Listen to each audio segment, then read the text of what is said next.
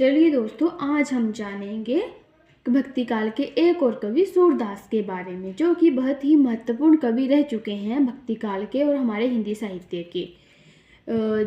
जिस तरह पहले हमने भक्ति काल के कवि कबीरदास के बारे में पढ़ा, जितने महत्वपूर्ण वो हैं उतने ही महत्वपूर्ण सूरदास जी भी हैं।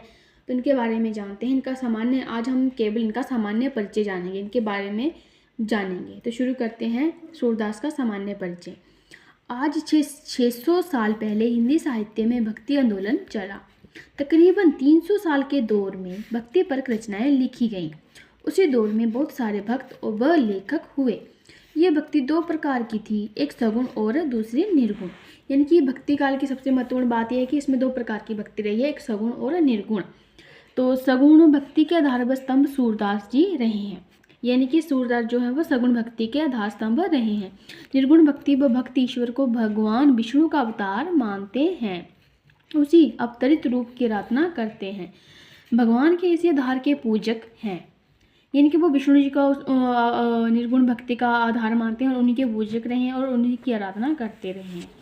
और भगवान श्री कृष्ण के अनन्य उपासक हैं और साथ ही ब्रज भाषा के श्रेष्ठ कवि महात्मा सूरदास हिंदी साहित्य के जगमगाते सूर्य माने जाते हैं। यानी कि सूरदास जी को है वो श्री कृष्ण जी के अनन्य भक्त और भक्ति काल का जो है वो, यानी कि भक्ति काल या हिंदी साहित्य का जगमगाता सूर्य कहा गया है।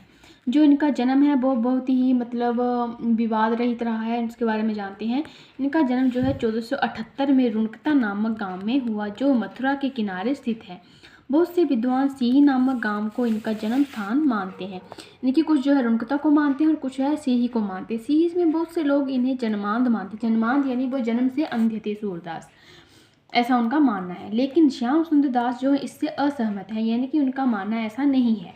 प्रारंभ में सूरदास आगरा के समीप गौ घाट में रहते थे, जहां उनकी भेंट बल्लवाचार्य से हुई और वहीं पर घाट में रहकर वह बल्लवाचार्य के पुष्टि मार्ग पर चलकर कृष्ण के पद गाने लगे। यानी कि बल्लवाचार्य से भेंट होने के बाद उन्होंने उन्हें अपना गुरु माना और उनके बताए रास्ते पर चलने लगे और कृष्ण की आराधना पद गाने लगे और पुष्टि मार्ग पर चढ़ने लगे। इसके अतिरिक्त उनके परिवार और उनकी जानकारी नहीं मिलती। यानी कि उनके परिवार के बारे में कोई जानकारी नहीं है, क्योंकि इनका तो खुद का जन्म ही विवाद से रहित रहा है, यानी कि विवादों से भरा हुआ है। सूरदास की मृत्यु गोवर्धन के निकट परसोली गांव में 1580 ईस्वी में हुई थी। यानी कि इनकी मृत्यु जो है गोवर्धन के निकट परसोली गांव में 1580 में हुई थी। तो ये था हमारा सूरदास के बारे में। आज के लिए इतना ही। इनका कुछ सामान्य परिचय आज हमने जानना था। तो मेरा वीडियो अच्छा लगे तो लाइक, शेयर, कमेंट और सब्सक्राइब करें मेरे चैनल को।